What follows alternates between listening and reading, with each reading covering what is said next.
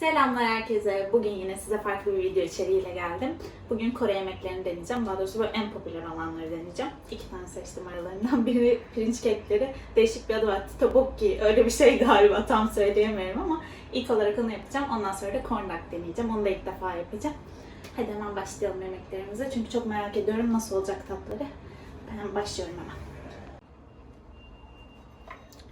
Öncelikle sosumu tavaya ekliyorum. Bu arada bu sosu ve pirinç keklerini hazır aldım ben. Kendim yapabileceğimden çok emin değilim. Yani videolar vardı, tarifler vardı pirinç kekinin tarifi ama çok emin olamadığım için hazır almayı tercih ettim açıkçası.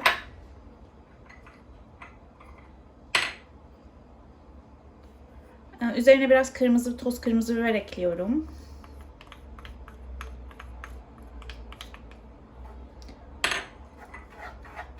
Karıştırıyorum kısmını. Sosu biraz acıymış bu arada. Okuduğuma göre. Trendyol'dan aldım ben. Orada buldum. Birçok yer satıyor ama. Hatta bu Kore restoranları bile satıyormuş. Sonradan öğrendim aldıktan sonra. Oraları bilseydim oradan almayı tercih ederdim.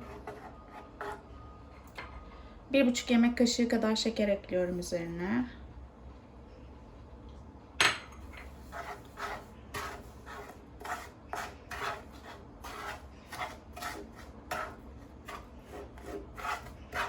Çok merak ediyorum nasıl olacak. Deneyenler çok beğeniyor. Ama sos çok güzel kokuyor bu arada. Biraz acı olduğu belli kokusundan. Birazcık tuz ekleyeceğim. Çok az.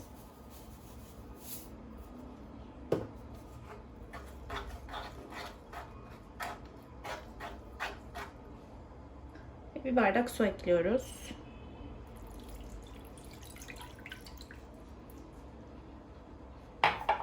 Suyla iyice karıştıracağım.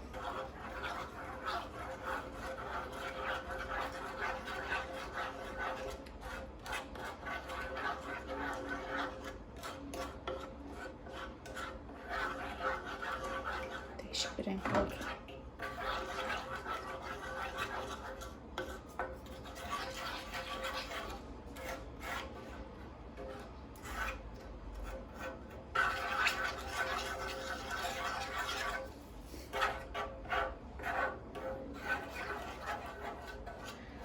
Altını açıyoruz. Şimdi kaynayacak birazcık. Kaynadıktan sonra diğer malzemeleri eklemeye başlayacağım. Hatta kaşığımda birazcık sosum kalmış. Onu da ekleyeyim.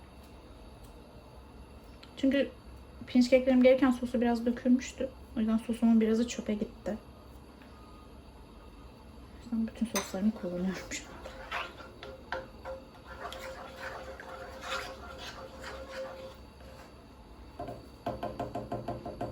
Birazcık kaynasın. Sonra sosislerimi ekliyorum şimdi. Ben sosis çok sevmem normalde ama tarifte olduğu için ekliyorum o yüzden.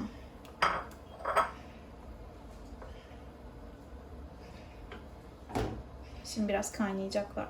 Sonra pirinç keklerimi ekleyeceğim.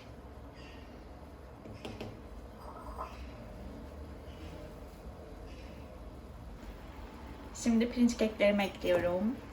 Sosislerim biraz pişti çünkü. Pirinç keklerim hala biraz buzlu. Buzluktaydılar çünkü. Bu arada çok güzel kokmaya başladılar. Yemek için sabırsızlanıyorum. Sosum döküldüğü için böyle pirinç keklerime de bulaştılar biraz tabii.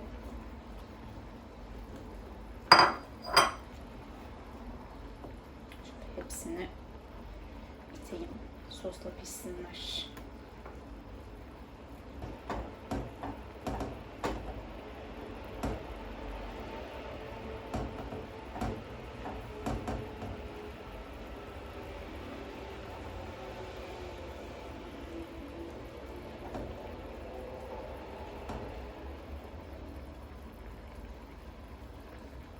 Şimdi biraz yer açıyorum.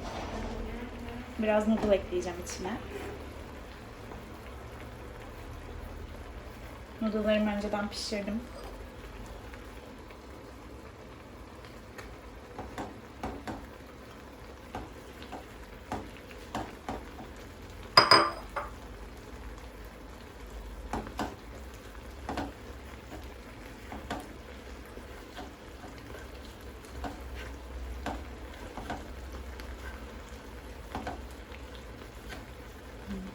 Soğanları da güzelce sosa buladım.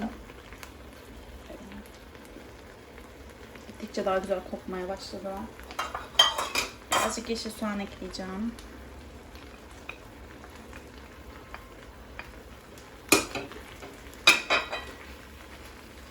Şimdi de arka doğru göndereyim ama suyunu bayağı çekti. Ben üzerine birazcık daha su ekleyeceğim şimdi bunun.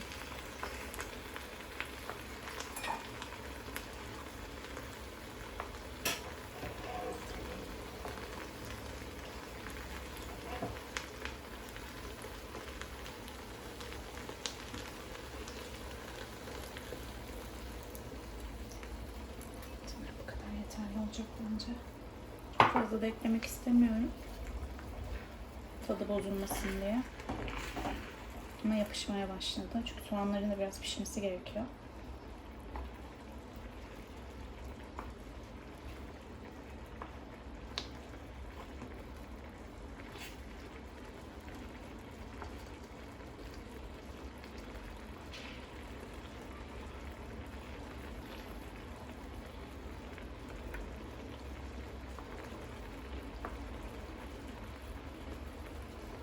İnşallah tadı da kokusu kadar güzeldir.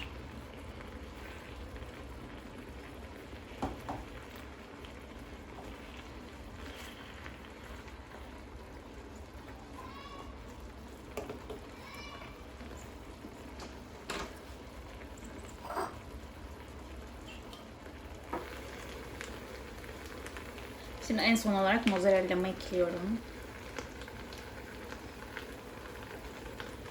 En güzel an. Bayılırım mozzarella'ya.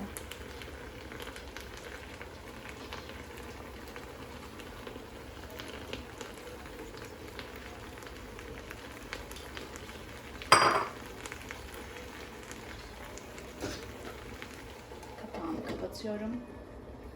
Peynirlerimin erimesini bekliyorum. Sanırım pişti.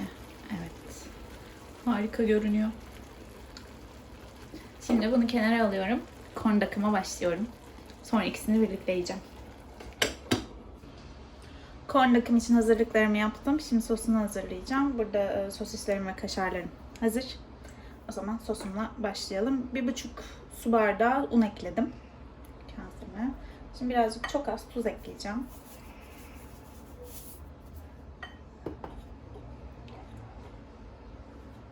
3 yemek kaşığı kadar şeker.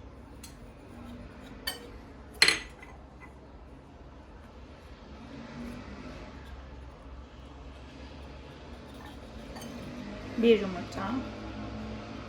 Ben yumurtamı önceden aklarını falan ayırdım. Ben yumurtadan pek hoşlanmam.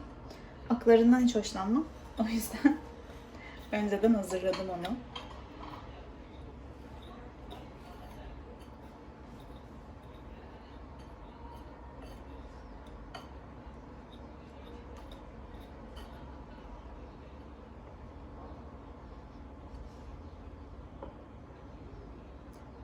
Bir su bardağından biraz fazla sütüm var. Biraz döktüm sütümü.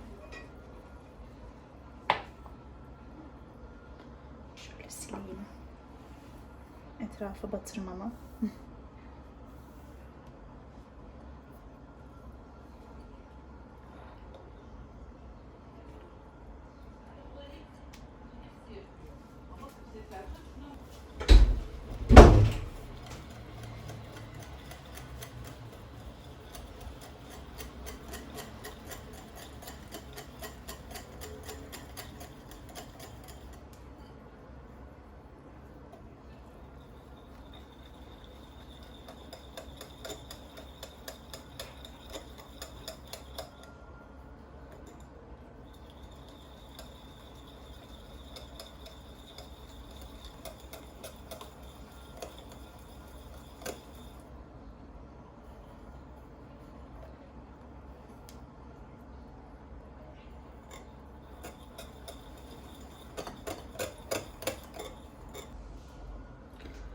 Biraz sıvı oldu gibi.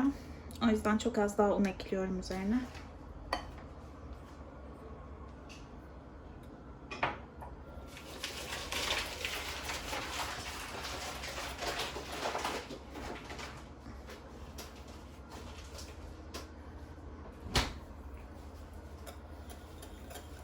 Daha böyle yapışkan bir kıvam istiyorum. Yani gördüğüm tariftekiler öyleydi.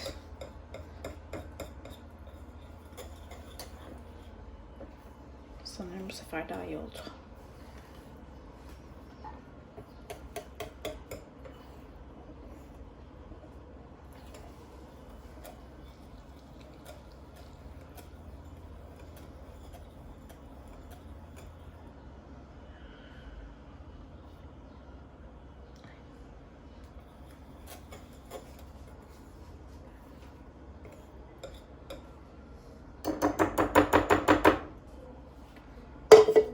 Şimdi sosislerimi ve kaşarlarımı rahatça sosa bulayabilmek için böyle derin ve uzun bir tava döküyorum bunu.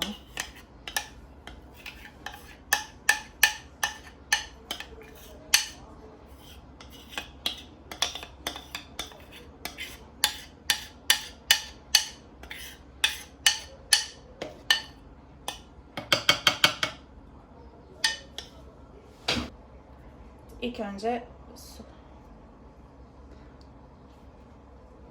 evet, bu birazcık kısa kaldı. Şöyle yapacağım. Aynen. Şu anda tam istediğim gibi oldu. Evet.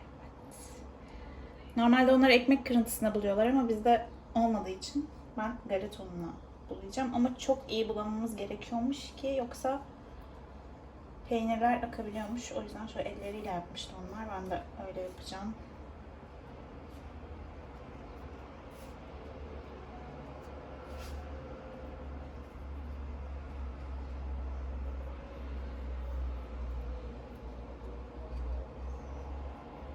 Bayağı dağıldı yalnız.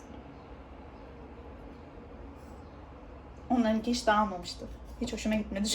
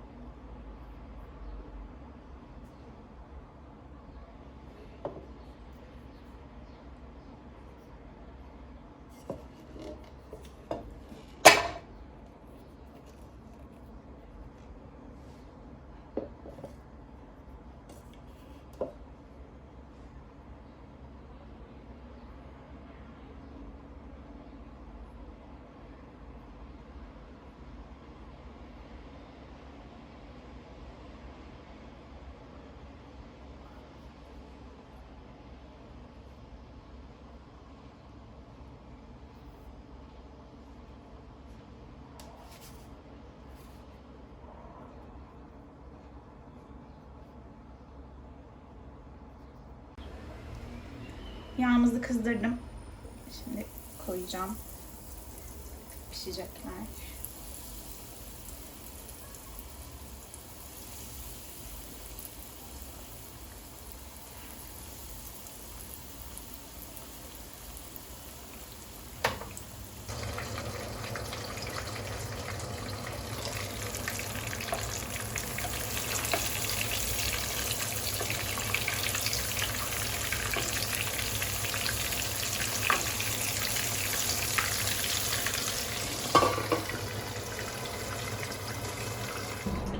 Yemeklerimi pişirdim. Bittiler. Şu cornback beni çok yordu ve istediğim gibi de olmadı. Özellikle peynirliler çok dağıldılar. Ya benim izlediğim videolardakiler çok güzeldi. Ama bundan çok ümitliyim ve çok güzel kokuyor. Mesela şimdi deneyeceğim ama. Sabırsızlanıyorum. Biraz soğudu tabii ben cornbackları pişirirken. Da. Şuradan verebilirsin. Isıttım ama peynirlerimiz tam erimemiş gibi.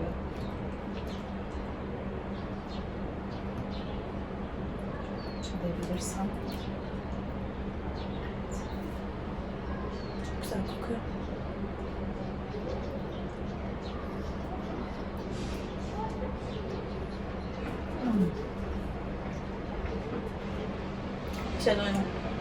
Gerçekten çok lezzetli.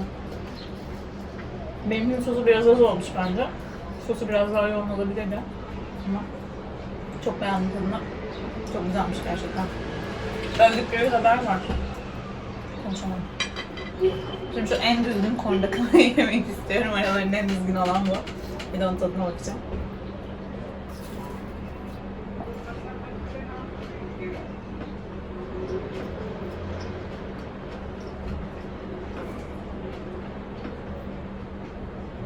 Ve bununla peynir soğuğu da ilk bunları pişirdiğim için.